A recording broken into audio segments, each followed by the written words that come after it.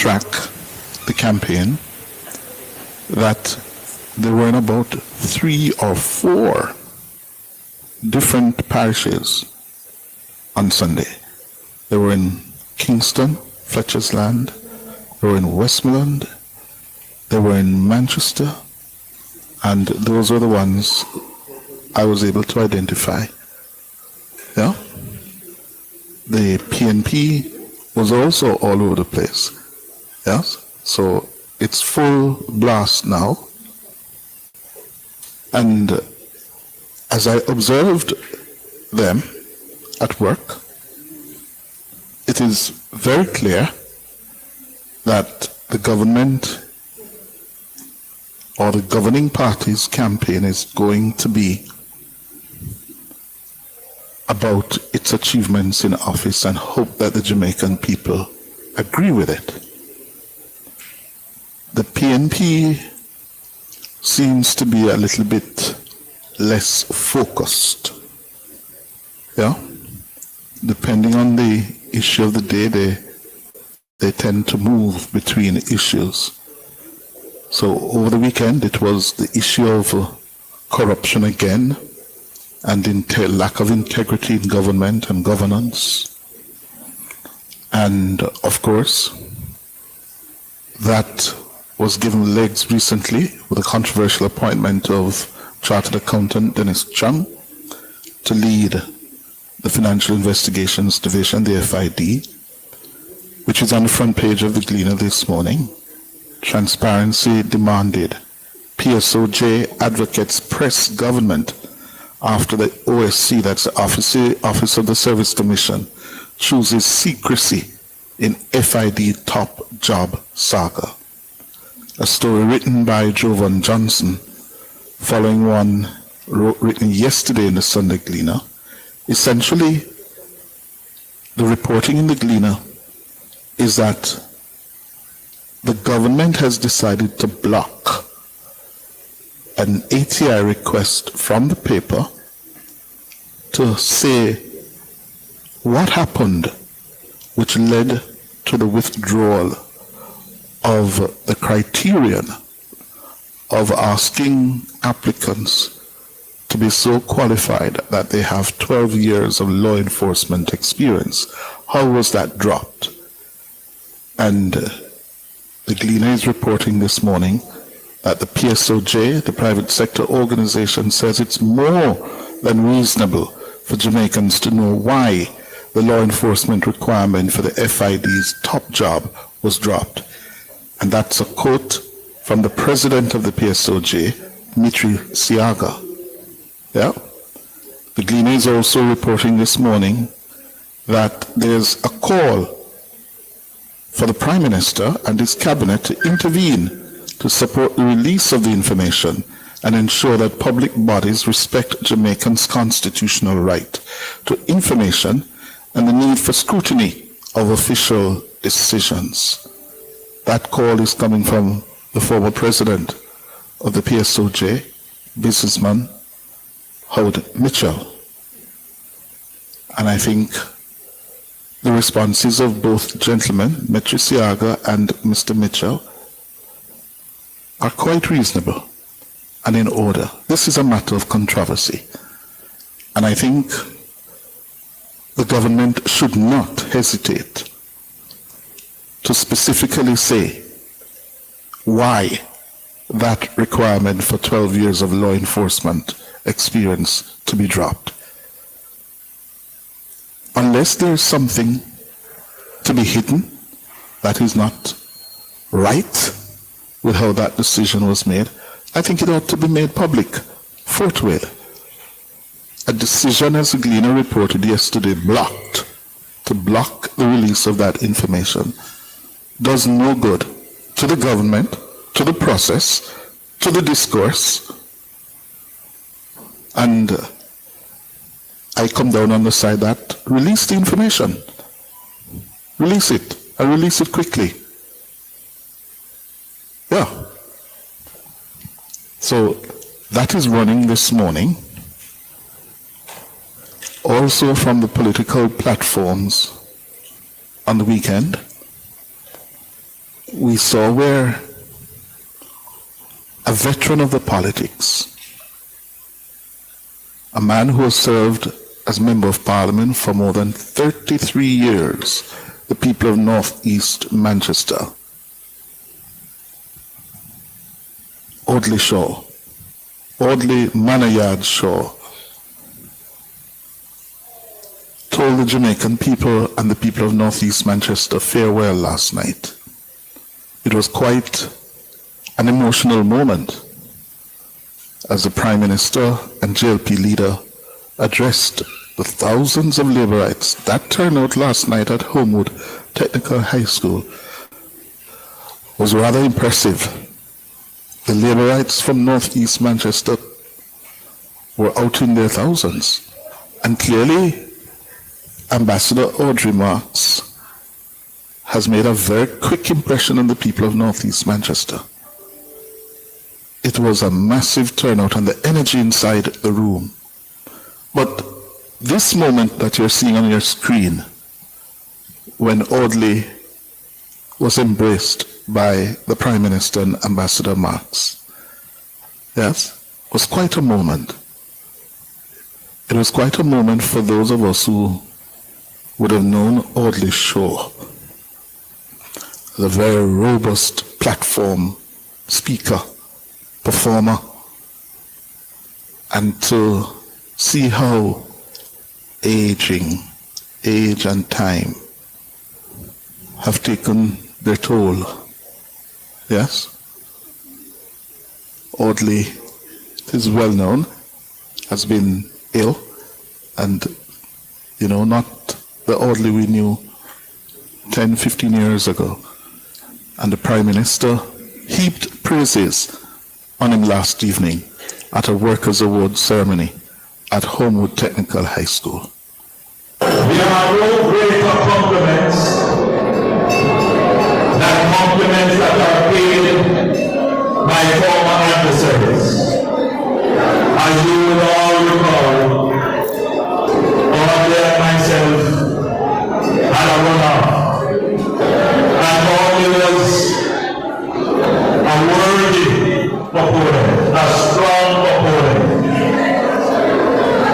But Audley has a certain character about him, a certain spirit about him, a certain virtue about him, that no matter what, you have to love Manayard. Prime Minister Holness, yes, Shaw, of course not seeking re-election, handed over the baton to Ambassador Senator Audrey Marks at the ceremony, yes, and the Prime Minister said it was an emotional transition to witness. You can understand that tonight is a very emotional night. I know as I observe the faces that there are those holding back the tears. There are those who understand the enthusiastic nature of the moment. There is a time and place for everything. So first, let me acknowledge the work and contribution of a great Jamaican statesman, Audley Shaw. Minister Andrew Holness. Shaw himself spoke last night, and as I said, watching him, you could not help but reflect on how time has taken its toll. And he reflected on his time in office as Member of Parliament, Minister, yes, and simply a representative of the people. 33 years as Member of Parliament, the longest serving MP for the parish of Manchester. And I could not have done it without your I lost the first election.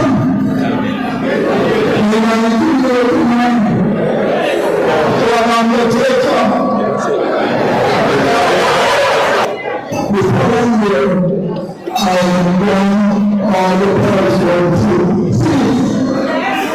So I said to Cameroon, let's take a move. You take care of the way.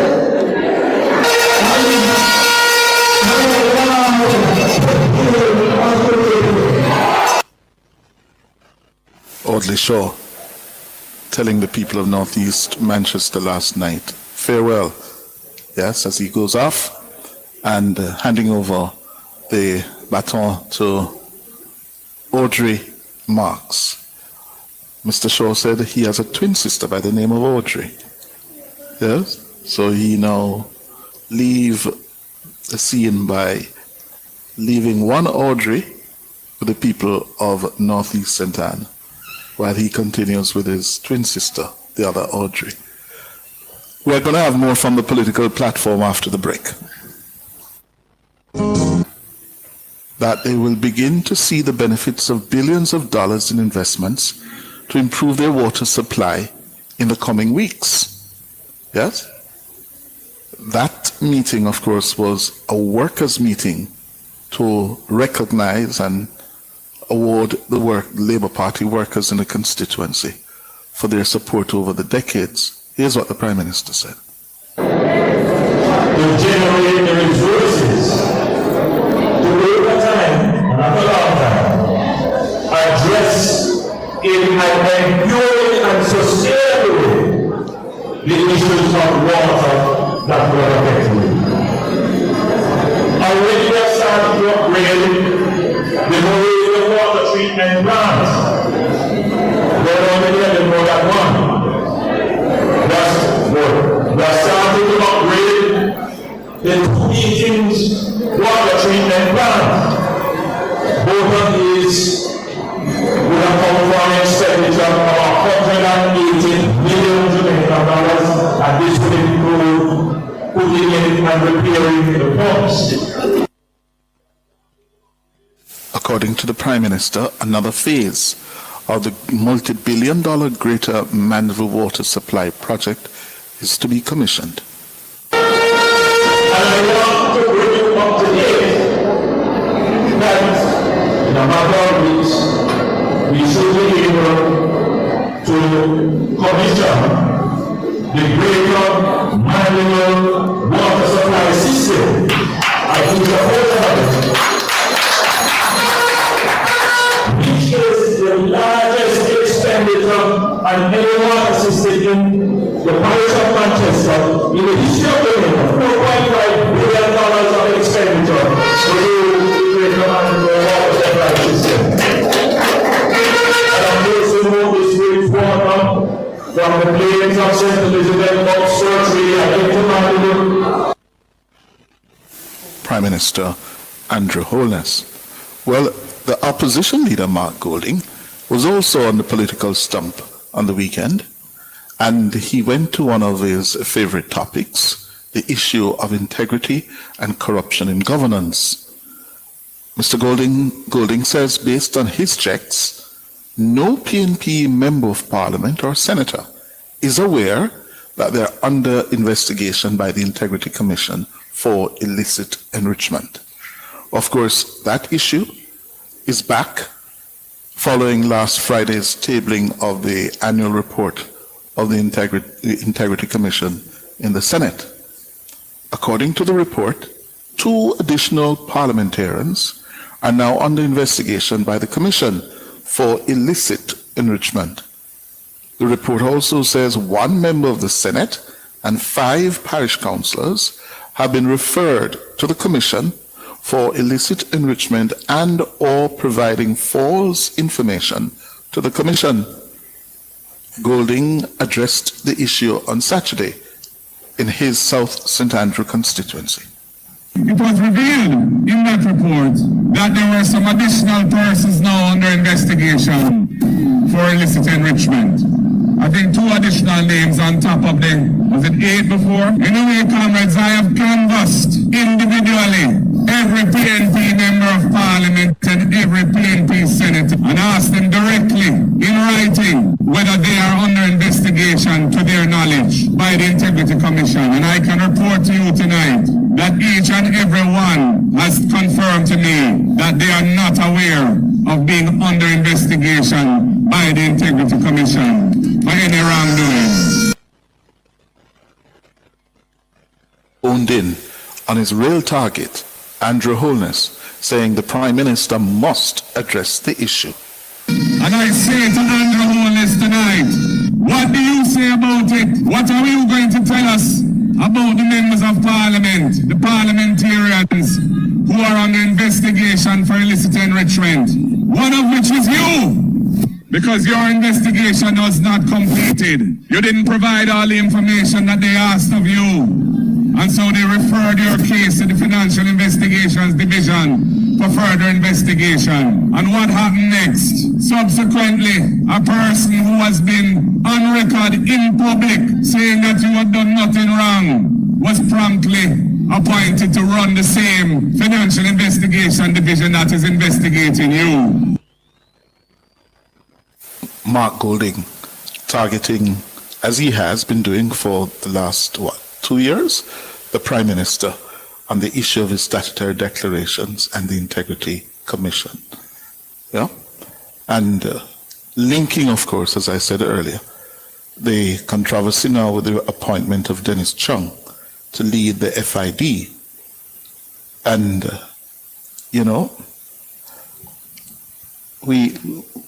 we have this ability to make a mountain sometimes out of what should normally be the straightforward governance issues. But we're always seeking political advantage, especially at this time. Yeah? Especially at this time. Because, I'm going to repeat, there's a controversy, questions over the appointment of Dennis to this post. I think it would be in the best interest of the entire country, for that reasonable question relating to the 12-year law enforcement criterion be made public. Yes, and let the chips fall where they may. Just like I have been arguing like others, this issue of the Prime Minister's statutory declarations continues to drag on. And we, the members of the public, are being denied sight of a critical report commissioned and paid for at a cost of millions of Jamaican dollars, the forensic examiner's report into the Prime Minister's declarations. Why can't we see that report? Because we've learned that despite that report, the Integrity Commission can't come to a decision. So it has now forwarded whatever it has to the FID. And of course, the whole issue is now pending another court battle later this year. But we ask for this information regarding that criterion. So too, let us put everything out on the table now and make we are all in a better place to appreciate what is happening. What were the findings of the forensic examiner in terms of the Prime Minister's declarations? Why that report can't be made public? Who is holding on to it? What is the rationale for not making it public when it is so central to this ongoing issue? Now, there's an issue that has emerged in the politics, especially with the advent of social media, and that is how politicians are misleading or attempting to mislead the public, either deliberately or maliciously or inadvertently. We see it play out in other jurisdictions, with particular reference to the recent US presidential elections, where there now a practice that politics must be driven by a social media platform or platforms where there is no fidelity to the truth and accuracy. You have people who are dedicated to making millions by just simply telling lies, creating falsehoods. And we have a cottage industry here in Jamaica. And we know them. And I'm afraid it is now poisoning the mainstream of the politics. It is poisoning the mainstream of the politics.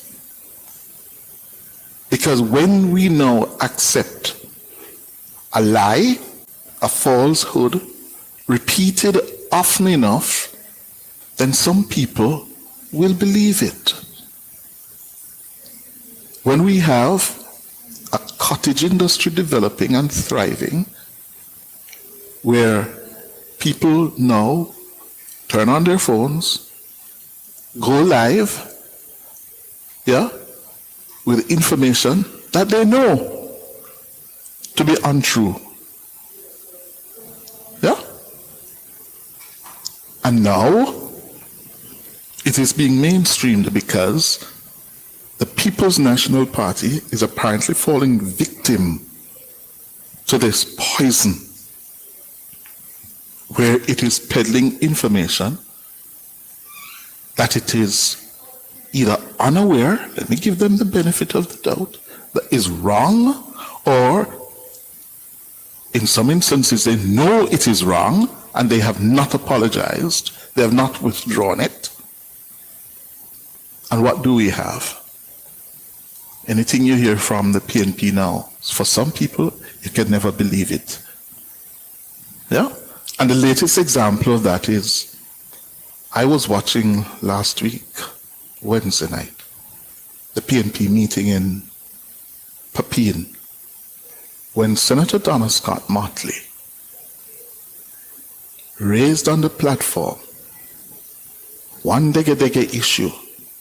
That was her choice of words, the one dege issue of the closure or the ending of the parliamentary year early. And according to Senator Motley, it was ended early because the government wanted to stop the tabling of this same annual Integrity Commission report. They had brought forward the ending of the parliamentary term so as to hide it because things are in there that would implicate the government. I said, what? Only for us now to learn. The report was tabled in the Senate 2 days after that. And more disturbingly, neither the leader of opposition business in the Senate, belonging to Senator Scott Motley's party, Philip Holwell, nor the leader of government business in the House, Minister Bartlett, had come to no such decision. In fact, both Mr. Paulwell said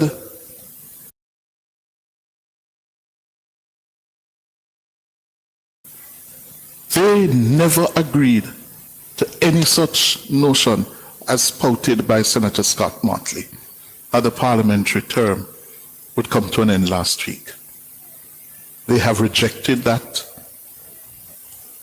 declaration as false. Well, I'll tell you this. I have quite a bit of respect for Senator Scott Motley. I think she's one of the better ones in the politics. And I expect to hear from Senator Motley that she was misled, misinformed, ill-advised, or what? Yeah? I really do expect that from her, because I wouldn't want to be in a position where I'm left with no alternative but to cast her into a group that does no credit to the political process in Jamaica. I don't think she belongs in that group.